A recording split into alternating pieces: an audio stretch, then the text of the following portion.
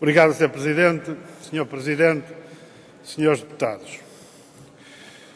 Os economistas do neoliberalismo e da política de direita, com exceções, a comentários, artigos, declarações, juntam livros, tentando demonstrar que a profunda crise que o país atravessa não tem nada a ver com as políticas económicas que ao longo dos últimos anos defenderam. É vê-los agora a tirar o cavalinho da chuva, é vê-los propor que se discuta a saída do país do euro, é vê-los descobrir que o problema do país não é o do déficit orçamental, mas da dívida externa. Foi assim que, por estes dias, Vítor Bento apresentou um livro, O Nó Cego da Economia, onde, entre outras coisas importantes e outras menos acertadas, refere a seguinte conclusão: o setor transacionável perdeu em 2 décadas um valor equivalente a 15% do PIB, o que significa que foi este o valor que o setor não transacionável ganhou. Isto é, a banca e os seguros, as empresas do setor energético, das telecomunicações, da construção civil e imobiliário, das autoestradas, apropriaram-se de qualquer coisa como 24 mil milhões de euros da generalidade dos setores produtivos, da agricultura, das pescas, indústria, da imensa maioria das pequenas empresas dos setores exportadores. Quais as políticas que conduziram e permitiram tal coisa? As políticas de privatização e liberalização de sucessivos governos com a bênção da União Europeia. As políticas que criaram na banca, energia, telecomunicações, autoestradas, distribuição, papel, cimentos, tabaco, etc., poderosos grupos monopolistas, oligopolistas, se quiserem, privados, impondo preços e condições de monopólio, sempre com o governo ao lado, a esmifrar o cidadão, as PMEs, os setores produtivos, os setores exportadores. Como diz Vítor Bento, tornamos a rentabilidade do setor não transacionável excessivamente elevada por razões artificiais.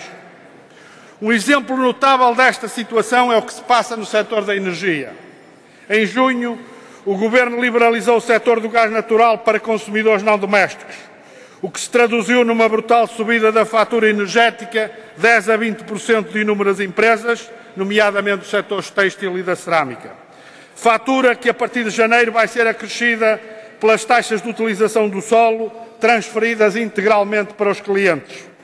Aqui acresce o risco de algumas empresas poderem ficar sem fornecedores a partir de 1 de março. Em setembro, o Governo faz o mesmo para a energia elétrica. A IES veio agora propor que cerca de 4,8 milhões de clientes de consumo doméstico tenham um aumento de 3,8%, largamente superior à prevista taxa de inflação de 2,2%. O escândalo não desaparece pelo facto de cerca de 666 mil consumidores, no âmbito de uma futura tarifa social, irem ter apenas um aumento de 1%. As tarifas para a generalidade das empresas são liberalizadas, mas face ao sucedido para o gás natural, tudo indica que haverá subidas significativas, como aliás já aconteceu este ano no mercado liberalizado.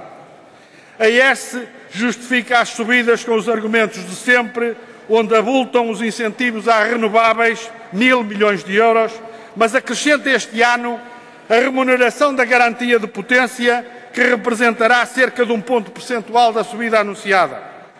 Este novo contributo para o aumento das tarifas, a ser pago por todos os consumidores, resulta de recente portaria e significará uma transferência direta para os lucros dos centros eletroprodutores em regime ordinário, isto é, para os lucros da EDP, Iberdrola e companhia, que ganharão a 2 carrinhos, como produtores de renováveis e, segundo, como há renováveis, é necessário garantir a potência e, logo, mais.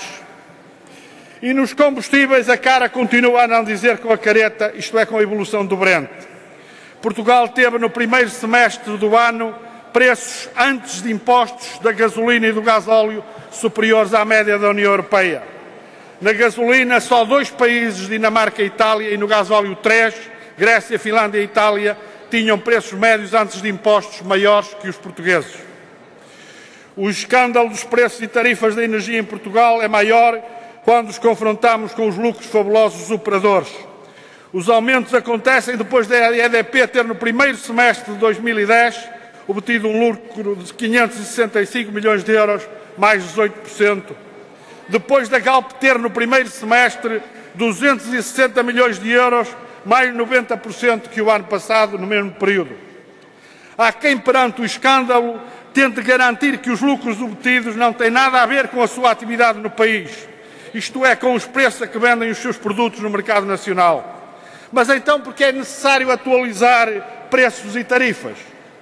Registre-se a crítica de Vítor Bento ao facto de estarmos a canalizar as rendas económicas do setor não transacionável para investir no exterior, em vez de investir internamente no setor transacionável. Dirão alguns, mas então as entidades reguladoras, o que fazem? O que têm andado a fazer? Bodes expiatórios, bem a jeito do PS, PSD, CDS, PP, embora a maioria dessas entidades também se ponha a jeito. Mas podem as entidades reguladoras fazerem outra coisa se não funcionarem no quadro das opções e regulamentações que o Governo lhe definem? Mas vai o professor Manuel Sebastião, analisando a relação fornecedores-grande distribuição, ultrapassar a constatação de que há um enorme desequilíbrio de forças? Quando o seu Governo ajuda ao desequilíbrio liberalizando horários e licenciamentos? Já ultrapassou o seu tempo, Sr. Deputado. Nos combustíveis lhe resta analisar a estranha coincidência de preços nos painéis da autoestrada, porque não consegue demonstrar a colusão tácita entre a Galp e outras gasolineiras.